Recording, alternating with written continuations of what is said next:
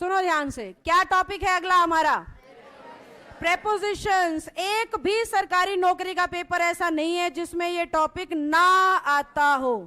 Department कोई भी हो, एग्जाम कोई भी हो, आर्मी वाला बच्चा यहां बैठा होता है, निश्चित तौर पे आर्मी में, एयरफोर्स में, हरियाणा में ये टॉपिक्स आते ही आते हैं। एसएससी में इसके फ्रेजेस आते हैं, क्लोज में या इंप्रूवमेंट में।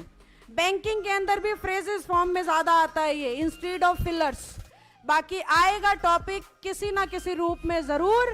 पेपर चाहे तुम्हारा, अगर उसमें इंग्लिश आ रही है कम से कम 10 नंबर की, इंग्लिश आ रही है 4 ही 5 नंबर की, तो हो सकता है वो अवॉइड कर दे। 10 भी क्वेश्चन इंग्लिश के आ रहे हैं ना, तो एक पक्का हो सकता है उन 10 में से किस टॉपिक का?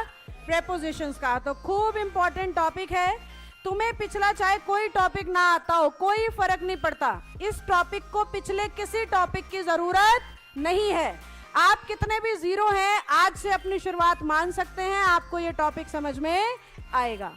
अब प्रेपोजिशन है क्या, ध्यान से सुनो। मैंने पहले ही 2 टुकड़ों में लिख दिया है, एक है प्री और दूसरा है पोजीशन। प्री का मतलब होता है पहले और पोजीशन का मतलब होता है स्थान या अवस्था। तो प्रेपोजिशन की सबसे बड़ी बात है, ये इंग्लिश में अगर आएगा तो क्या दिखाएगा?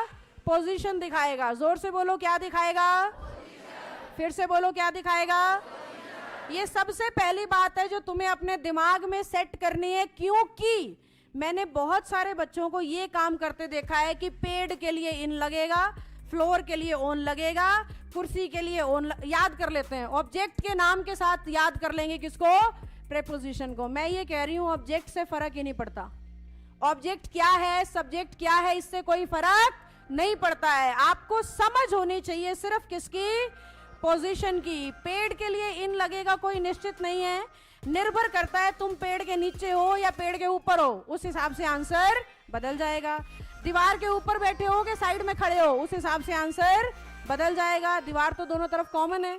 नदी के ऊपर पुल से जा रहे हो या तैर के पार कर रहे हो, आंसर बदल जाएगा। नदी तो दोनों जगह कॉमन है। तो पहली बात जो मैं तुमसे चाहती हूँ, तुम्हारे दिमाग में सेट करना चाहती हूँ, वो ये करना चाह रही हूँ कि हिंदी या ऑब्जेक्ट या सब्जेक्ट की मदद से प्रेपोजिशन लगाने के तरीके को आप छोड़ दीजिए। आपको हर पोजीशन की समझ होनी चाहिए। अगर समझ ठीक है तो प्रेपोजिशन सही लगा दोगे। समझ से मेरा मतलब फिर से किसकी तरफ है? अगर तुम्हें पोजीशन का ज्ञान है कि इस पोजीशन के लिए ये लगता है, ऑब्जेक्ट कोई भी आपने को फर्क नहीं पड़ रहा, इस पोजीशन के लिए ये प्रेपोजिशन है, तो ही तुम्हारा टॉपिक तैयार होगा। यानी कि मैं तुम्हें समझाऊंगी हर प्रेपोजिशन में क्या पोजीशन। ये तुम्हारा पहला क्वेश्चन होता है जो पेपर में बनता है, जिसे हम कहते हैं कॉन्सेप्ट्स ऑफ प्रेपोजिशन। क्या कहते हैं इन्हें हम? Concepts of prepositions. इसमें हमें हर प्रेपोजिशन की पोजीशन को समझना है कि वो किस अवस्था को दिखा रही है, ऊपर को दिखा रही है, नीचे को, लेफ्ट को, राइट को, ये समझना क्या कहलाएगा? कॉन्सेप्ट्स।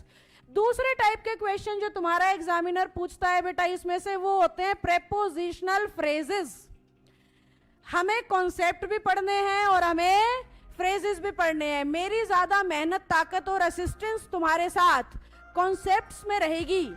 फ्रेजेस आपको इंपॉर्टेंट 100 के आसपास मैं समझा दूंगी टॉपिक के साथ साथ ही, बाकी एक्स्ट्रा तुम्हें खुद रीड करते करते करना होगा, क्योंकि फ्रेजेस वोकेबलरी पार्ट की तरह होते हैं। टीचर ने समझाया, उसके बाद जिसने रिवाइज करा उसे आया और जिसने रिवाइज नहीं करा उसे नहीं आया। तो फ्रेजेस का एक झलक, एक तरीका मैं तुम्हें सिखा दूंगी, लेकिन इनकी लिमिट कोई नहीं है।